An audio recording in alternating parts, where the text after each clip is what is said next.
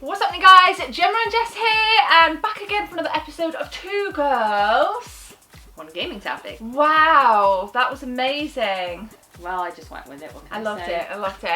Before we start, I've just realised I've got odd socks on, so I'm just gonna divert a little bit here. Can see your socks. Does anybody like odd socks? Do you wear odd socks? Because it really frustrates you, doesn't it? Do you have odd socks on? No, of course I never have.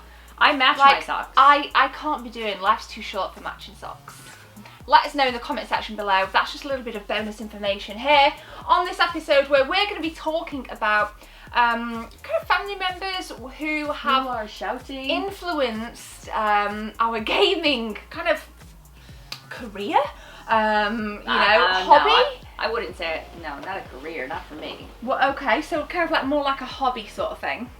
Who has influenced kind of us and our gaming, and I guess essentially helped to forge some of the most kind of important gaming memories, because you've told me some really cool stories, and it seems like every time you tell me things about when you were growing up with the NES, I'm like, you didn't tell me you had that game, you didn't tell me your dad bought that. So I just thought it'd be really nice to bring this together, because we read your comments below, so let us know who in your family or friendship circle have really influenced you and your gaming habits.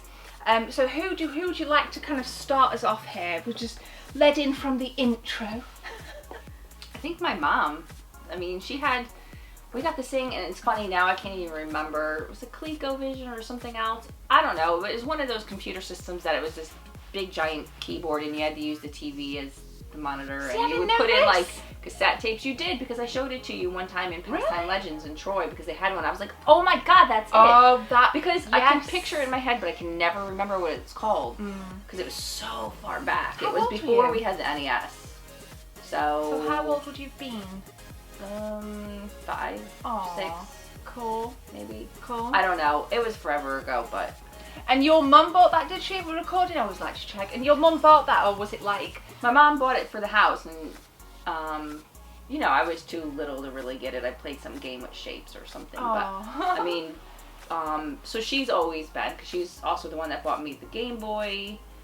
She's the one that bought us the NES, even though we all had to share that. So is that Game Boy that you've got back at home? Is that your original Game Boy? Yes. In that black case that was covered in like. Yes, and my mom bought the case with it, and the first games were like, you know, Tetris, and there was a golfing game and Black Bass. Oh yeah, you love that. She bought like a bunch of games, to be fair, with it. So that's like your original one, yeah. Kirby's. Oh god, the Kirby game. I love that one. Yeah, you're quite into your Kirby games, aren't you? And so your mum's been quite like a kind of key influencer for you and your little gaming habits and getting you into that, because you're a handheld girl at heart. Well, yeah, I mean, I prefer handheld over anything, but really, like, maybe it was just like my household, because my stepfather was into video games too. Like, he would go to the arcades a lot before he married my mom. Right, nice. Obviously. So I didn't even know that. This is awesome. I'm like right gripped. So with my stepfather came the Atari 2600, like the Darth Vader version, and that's what I would play when I wanted to escape everybody else before I had the Game Boy. So before the Game Boy, when we had to share the NES and it was getting complicated, and everybody, three kids fighting over one console, you know, so I would go downstairs to the basement. It wasn't a finished basement, it was just where you stored stuff. It's like a little like cabin almost. Yeah, but I could go down there and pull out the Atari and hook that up on this little tiny TV and just be by myself and play games and not have to share it. Right. You know? So yeah, and I think like with like families and things, I think the NES, and I know that the Game Boy for my brother, it was one of those things that everybody shared, and that used to like really frustrate me. I'm like, because there'd be so many arguments as to, no, it's my go, no, it's my dad. Listen, in our house the rule was, when you die, so like Super Mario, so your lives are up. So did you have yeah, go on. So when you died, when your life was up, that's when you had to hand it over to somebody. But you know what it's like when you're gaming, you know, you're playing and you just missed it and you gotta do it again. But then you have to hand it over to somebody else, and then you have to wait for them to die, and then your other sibling to get it, and then to die, and then you know, and by the time it's just like really, I'm over this right now. Yeah. So your mum was quite a kind of key, you know, you started off with the ColecoVision. She is actually, she does, when we go back, because she knows obviously about like my channel and stuff, she's always bringing like stuff up to the apartment. She's like, oh, I found this controller. Yeah. And it's like a really dusty, battered, third-party PlayStation 1 controller. And God love her. I'm like so grateful. There's good stuff too. Yeah, there is actually some wicked stuff. Like she's like, oh, I think I've got a Super Nintendo box somewhere, an empty one you can take. And I'm just like, yeah. I'm like trying to make. Obviously, you talk to me about games, and I'm just like, right. I'm so into it. I'm so passionate about it. So I'm well into it, and I like that about, you know, your mum. She is really supportive of like the game. She has her own DSi too. Didn't she fetch those 3DS XLs, those NES 3DS XLs? I sent my mom on a mission because you couldn't, because it was limited edition, but only in North America. So I sent my mom on a mission to get like you wired her, didn't you? Did you pay for it online or like wire her the money? Get down. I don't remember now. But she fetched them for us from GameStop, didn't she? So we like got them. Yeah. We were lucky to get them. So that was like really, really cool. And I mean, I know your dad, you've mentioned a couple of things to me about, what was it? Oh, about my dad ruining Christmas? Back to the Future NES game. You know, things, yeah. What were like, you know, like the Christmases where you knew you had NES games and it was Christmas Eve and you'd be at your dad's. No, what happened is like, because my parents were divorced, I would go to my dad's on Christmas Eve. Then he would bring us back to whatever family members on my mom's side, and the next day we would spend it with my mom. So my mom bought us the NES for Christmas, and obviously my dad knew. So what happened was he bought us Back to the Future, and I think I mentioned this on another video, but he bought so he bought Back to the Future NES game and gave it to us as our present on Christmas Eve. And I'm like, we don't have a Nintendo, because at the time we just called it Nintendo. We don't have a Nintendo. And my dad's like, oh well, but don't you go to your friends and play it? And I'm like, oh, good comeback, Dad. And I said, yeah, but at that moment I was like, great. I know that the only time of year my parents talk is when it has to do with Christmas. Right. So I was like, that means that tomorrow we're getting a NES, which I was super excited about, but I was also PO'd at my dad. I didn't tell him, but I was really PO'd because I thought, you just ruined tomorrow. Yeah. Tomorrow is a surprise. That's awesome. That's cool, yeah, because I think he's bought quite a few NES games for you, like when you were a kid, and you know, that's. Did he? No, he didn't really. It was mainly my mom. Oh, did he get you a Bass? Was it a Black Bass NES game?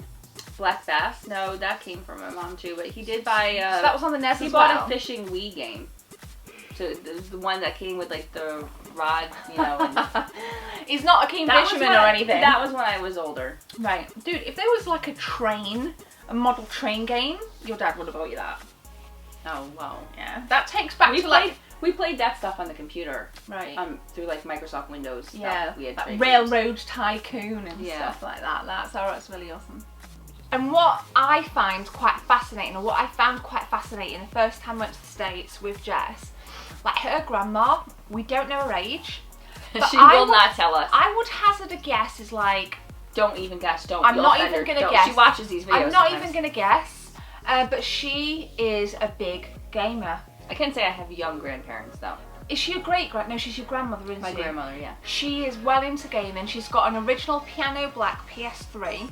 And I kind of went round for the first time, and it was around the time Homefront came out on PS3, so I'm like walking in the house and there's this copy of Homefront. I'm like, I remember that. That's a really good game.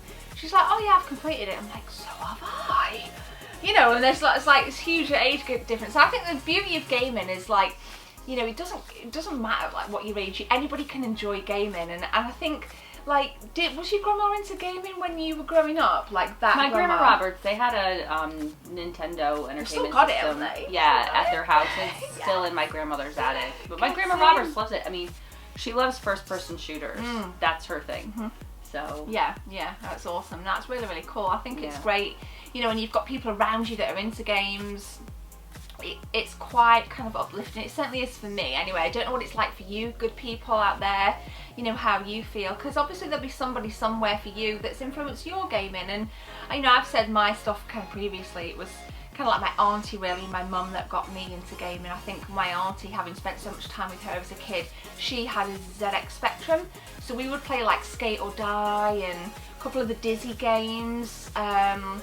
So that was cool. And then one Christmas, you know, I got my own ZX Spectrum, and my mum bought it off my auntie. She was that excited, she didn't even wrap it. It was just, I remember like it was yesterday, walking through the door, Santa had been, and there's this like pile of presents, and right in the middle there was that ZX Spectrum.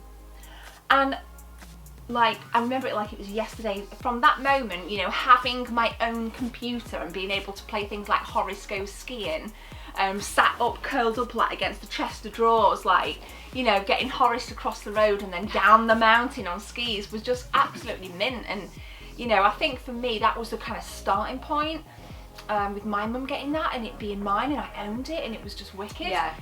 It's a whole new feeling when a video game system, because we didn't call them computers like you guys call them here. We did when I was growing up. It was computers for some reason.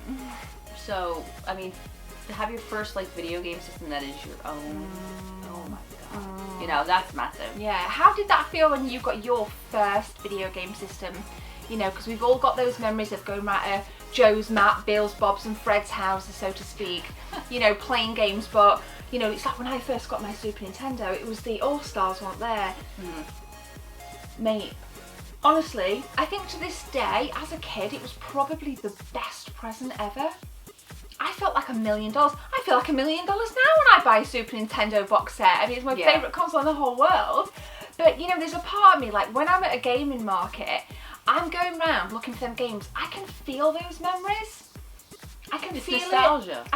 It's always with me, like, and it always motivates me and keeps the fuel, the fiery, you know, the fire burning for the gaming stuff. It's funny because I saw something that Gary Vee said today. I think it was on Twitter or something. He said nostalgia is underpriced. Okay. Because there's so much money in like memories and what makes you feel good and brings you back. Look at the SNES Mini. It gives you that like heart feeling. Yeah. So. Yeah, absolutely. And I think that's quite a good thing really for the kind of gaming community as a whole. You know, there's so many memories attached to gaming. There's so many people involved in your life that have influenced it. Maybe sometimes even fought against you, but maybe that's influenced you. So people have disapproved of you gaming, but that's made you think, well, actually, F you, I'm going to do it. There goes for keeping this kid friendly. Yeah, well, I said F. You know, but yeah, it's just nice to kind of, you know, talk about some of these things, and it's always good to hear from you guys in the comments. So let us know below. First of all, do you like hot socks? Second of all, who were the family members or close loved ones of yours that influenced your gaming, and how did you feel when you got your first console or handheld?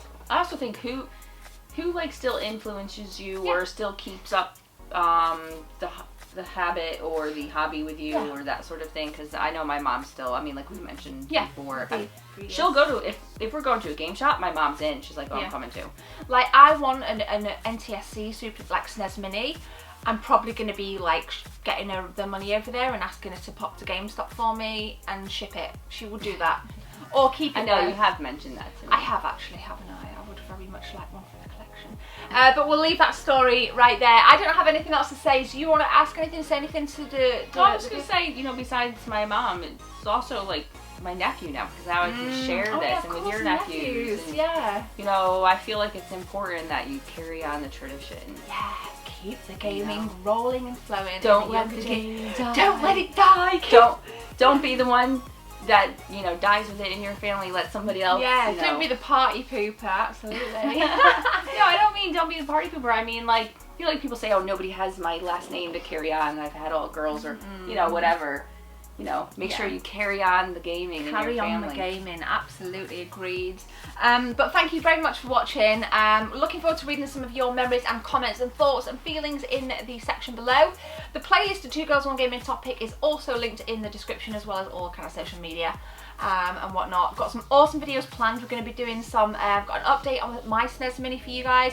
Got a video planned for the Steel Battalion, which is going to be epic, so keep an eye out for that, guys, and I'll be streaming with you over the weekend. So thank you very much for watching. Thanks for taking part, Jess. Appreciate it. Anytime. Let's go. It's all good. Take care, guys. Bye.